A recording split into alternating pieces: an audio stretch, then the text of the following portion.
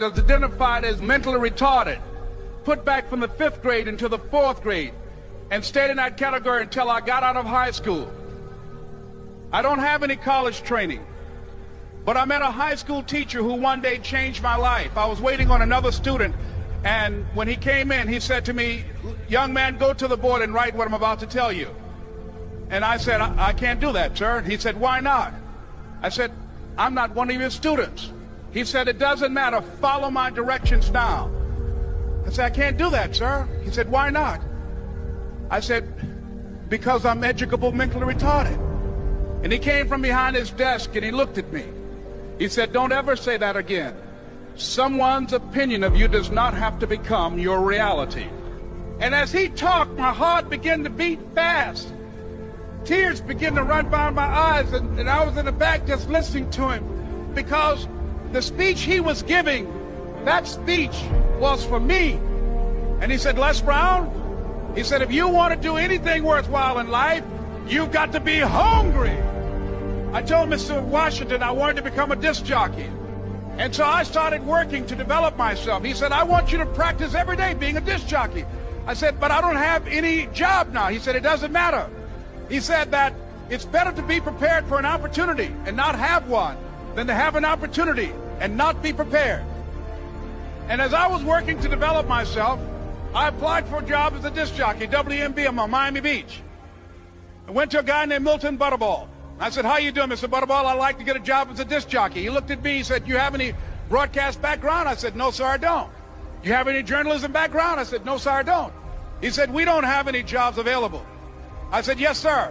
I went back to Mr. Washington and I told him. He said, "Don't take it personally." He said, "Most people are so negative, they will have to say no 7 times before they say yes." He said, "Go back again."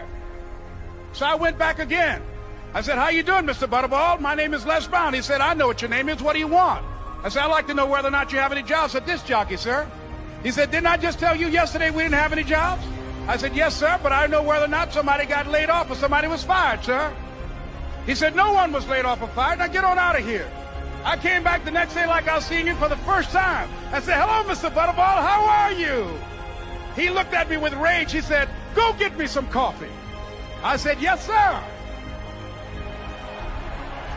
And I went to get him some coffee. After a while, I would get their lunch and dinner, and I would go in the control rooms and take the disc jockeys their food, and I would not leave until they would ask me to leave. One Saturday afternoon, while I was at the radio station, a guy named Rock was drinking while he was on the air. I was the only one there, looking at him through the control room windows, walking back and forth, young, ready, and hungry. Pretty soon the phone rang, and it was the general manager. And I answered the phone. I said, "Hello?" He said, "Les, this is Mr. Klein." I said, "I know." He said, "Rock can't finish his program." I said, "I know." He said, "Would you call one of the other DJs in?" I said, "Yes, sir." I hung the phone up. I said, "Now he must think I'm crazy." I called my mom and my girlfriend, Cassandra. I said, "Y'all turn up the radio and come out on the front porch. I'm about to come on the air." I waited for about 20 minutes, and I called him back. I said, "Mr. Klein, I can't find nobody." He said, "Young boy, do you know how to work the controls?" I said, "Yes, sir." He said, "Go in there and don't say nothing here." I said, "Yes, sir." I couldn't wait to get behind those controls. I put on an old Stevie Wonder record called Fingertips.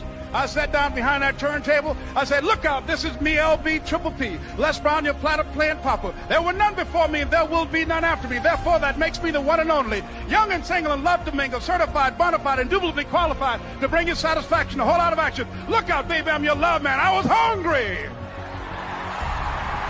I was hungry.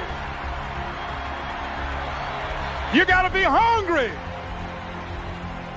Begin to know that you have greatness within you.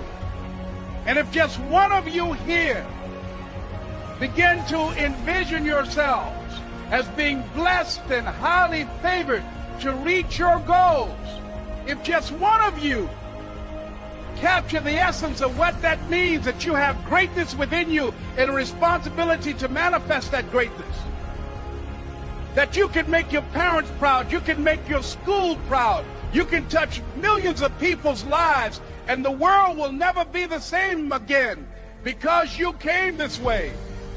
It was hard, ladies and gentlemen, coming to speak to people. And I was facing financial difficulties in my own life. I was behind on my bills and my dreams, and I'm saying to them, you can live your dream. It was hard, ladies and gentlemen. It was very difficult to pick myself up each day believing that I could do it. There were times that I doubted myself. I used to ask myself, can I do this? And something said within me, you're the one. Don't give up on your dream. By continuing to push forward, by continuing to run toward my dream, that one day I would have my own talk show. It's a long shot, ladies and gentlemen, from Liberty City, an abandoned building on a floor, never knowing my mother or father. It's a long shot. Being here with you today in this dome in Atlanta, it's a long shot. No college training, labeled educable, mentally retarded, but I kept running toward my dream. Don't stop. Don't stop running toward your dream.